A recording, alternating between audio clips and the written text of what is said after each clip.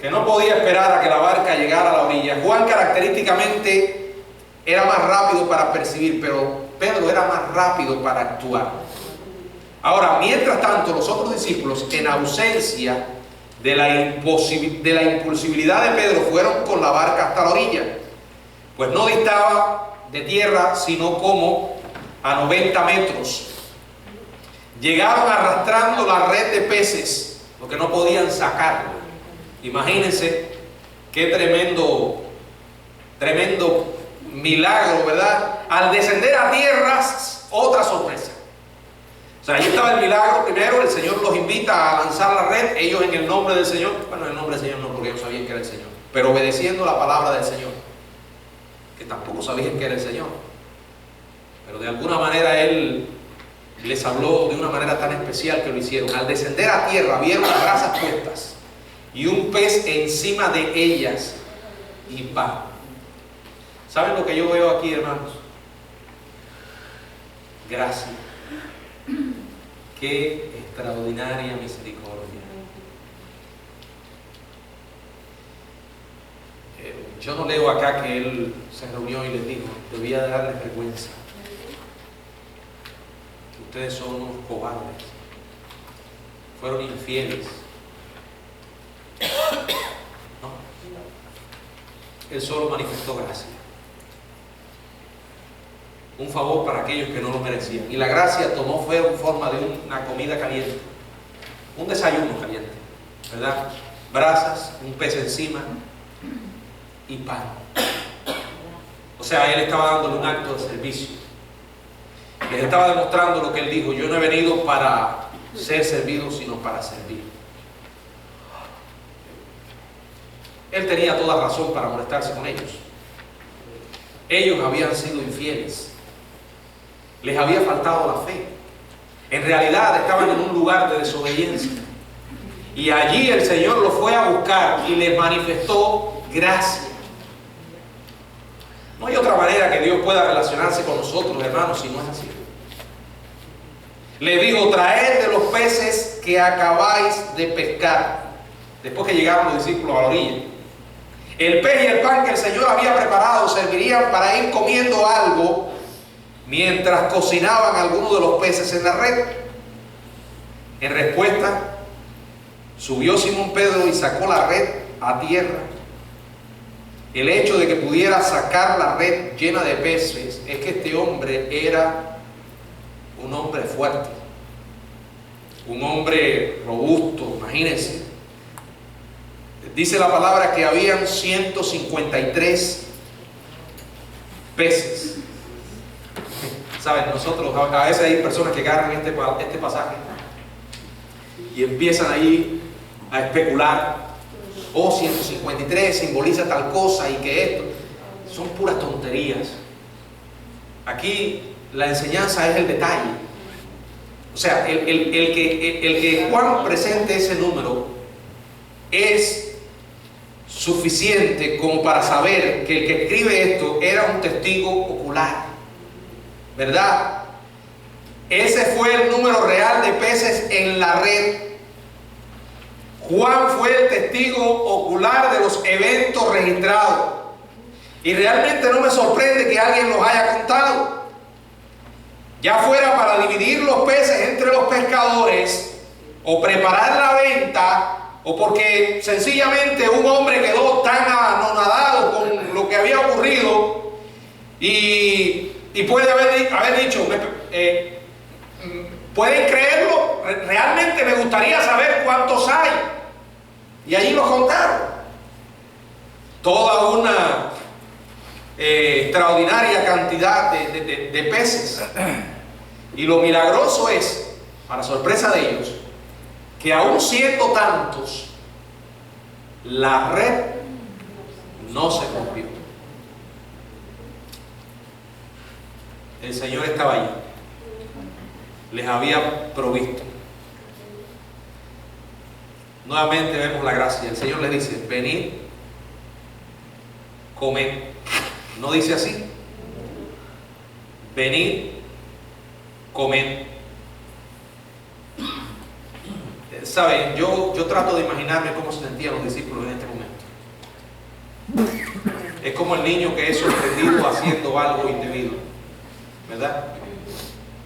Como cuando los padres detectan a los hijos haciendo algo que no deben y son confrontados y sienten una profunda vergüenza. Yo creo que ellos se sentían culpables por haber desobedecido, haber regresado a su antiguo oficio y estar ahora ante su maestro resucitado. Yo me imagino que estaban incómodos, inseguros. Dice la palabra que ninguno de los discípulos se atrevía a preguntarle. Total silencio. A veces el silencio dice más que las palabras. Ninguno le preguntó: ¿tú quién eres? Pero no quiero que olviden, hermano, que él lo único que había hecho era manifestarle gracia. Gracias. A veces se nos olvida de dónde el Señor nos sacó. Dice la Biblia: ¿qué tienes que no hayas recibido? Y si lo recibiste, ¿por qué te vanaglorias? Ese Señor es el mismo que nosotros tenemos. Y de no ser por la gracia de Dios, ninguno de nosotros podría relacionarse con el Señor. Porque todos tenemos problemas en nuestra vida, no necesariamente los mismos. Algunos tienen un problema con la mentira, otros con la ira, otros con la impaciencia, otros con el sexo, otros con la droga, otros con el alcohol. Podríamos mencionar muchos problemas. Lo cierto es que todos tenemos un punto débil. Algunos son conocidos, otros no. Pero el Señor sí conoce todo acerca de nosotros. ¿Saben lo que significa misericordia? Misericordia quiere decir que Dios no nos da lo que sí merecemos. Porque si el Señor nos fuera a tratar como merecen nuestros hechos, créanme, ninguno de nosotros podría estar acá. Pero qué extraordinario, porque estos hombres habían fallado y el Señor los fue a buscar allí. Si tú eres un hijo o una hija de Dios, realmente no creas que te puedes esconder de Dios. Él no va a dejar que tú te salgas de la senda y hagas tu propia voluntad y destruyas tu vida. Es como el padre que le dice a un hijo que ha tomado deliberadamente la senda de la desobediencia y, por ejemplo, decide involucrarse en las drogas. Y ahora recuerdo el testimonio de un matrimonio que había sido feliz mucho tiempo. Tenían 3 hijos, 2 hembras y un varón. No habían tenido problemas con sus hijos y un día el varón fue a estudiar en la universidad y comenzó a sacar malas notas. Y se acercó a los padres y le dijo: papá, yo estoy sacando malas notas. Dice el padre que cuando él miró la cara a su hijo, le miró el rostro, que en ese momento él percibió que su hijo estaba mal. Es más, él pudo descubrir que su hijo estaba en drogas. Dice que lo primero que le dijo: bueno, mira, vamos a dejar los estudios.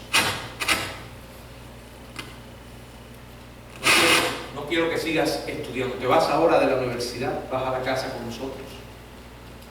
Lo sacaron de la universidad y decidieron no seguirle pagando los estudios. Y así fue. Ahora la madre asume una actitud firme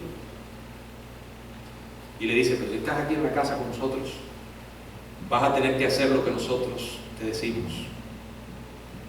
El muchacho la primera noche se fue y estuvo como 2 días sin regresar a la casa y no sabía nada. La madre le hizo la advertencia y él aceptó el reto. Lo tomó como un reto y decidió desobedecer. Cuando regresó, la madre le dijo: quiero que recojas todas tus ropas y te vayas ahora mismo de aquí. Y bueno, el padre después cuenta que él no tenía valor para hacer eso. Pero la madre sí. Recoge todas las cosas y te vas de aquí. Pero mamá, ¿cómo? Sí, te vas. Si tú has decidido, le dijo la madre, acabar con tu vida, destruir tu vida, nosotros no estaremos allí para verte. Recogió todas sus cosas y se fue. Los padres estuvieron orando por el muchacho. Regresa en Navidad. Toca la puerta. La madre abre la puerta y le dice, no, vine a ver si tienen algún regalo de Navidad para mí. Y la madre le dijo, no. Le preguntó primero, ¿estás decidido a hacer lo que nosotros digamos? No. Ahora vete. Ella contaba que eso lo había hecho con un profundo dolor en su corazón. Terrible. Y de hecho, cuando cerró la puerta, miró a su marido, él guardó silencio, y ahí estaban las dos hermanas y le decían, ¿por qué eres tan mezquina, mamá? Esto es Navidad. Se sintió que hasta culpable. Al final el muchacho regresa y dice, voy a aceptar tus condiciones. Bueno, después de una serie de eventos, termina yéndose a un desierto, a un entrenamiento de 6 meses, sin comunicación ninguna con sus padres. Y en una ocasión llamó desde el desierto y la madre coge el teléfono, dice, cuando sintió la voz de su hijo, le dice estas palabras, mamá, ¿podrías orar por mí? Y ella le pregunta, ¿y por qué? ¿Tú quieres que ore por ti o tú quieres aceptar al Señor? Mamá, yo quiero aceptar a Cristo. Bueno, al final, resumiendo la historia, ese joven llega a conocer verdaderamente a Cristo. Porque tuvo una madre lo suficientemente firme como para recordar que el amor no significa indiferencia y pasividad ante lo malo. El amor tiene que ser muchas veces firme. Ese es el mismo amor que Dios manifiesta para nosotros. Aquí el Señor fue firme, porque los fue a buscar allí. Los confrontó con su propio fracaso y les demostró que Él era la clave del éxito en todo lo que ellos emprendieran. No se lo dijo con palabras, se lo demostró con acciones. Fíjense cómo dice la palabra. Entonces Jesús tomó el pan y les dio a sí mismo el pescado. Él no se detuvo en lo que ellos estaban sintiendo. Creo que el Señor en ese momento los miró y se dio cuenta de que habían aprendido la lección. No dijo nada más. Solo dice la Biblia que tomó el pan, les dio y siguió adelante. ¿Se ha preguntado usted alguna vez qué Dios quiere para conmigo? Bueno, pastor, yo creo que Dios quiere que yo me bautice y sea miembro de la Iglesia del Camino. Tienes una mentalidad muy pobre. Dios quiere que yo esté sentado en un banco haciendo allí, dándole calorcito al banco. No. Dios tiene un propósito con tu vida y con la mía. ¿Lo has encontrado? ¿Estás andando en ese propósito? ¿Obedeciendo su voluntad? Hasta que no lo hagas, vas a ser una persona miserable, infeliz, aún teniendo a Cristo, porque estás en desobediencia. Ahora, quiero decirte que si Dios te escoge para algo, Él no te va a dejar. Si Dios quiere algo con tu vida, Él te va a perseguir. Pero algo que no puedes olvidar nunca, Él nunca deja de ser el Dios de gracia y misericordia. ¿Saben por qué te busca y te disciplina? Porque te ama. Jamás olvides eso, hermano. Que el Señor nos bendiga.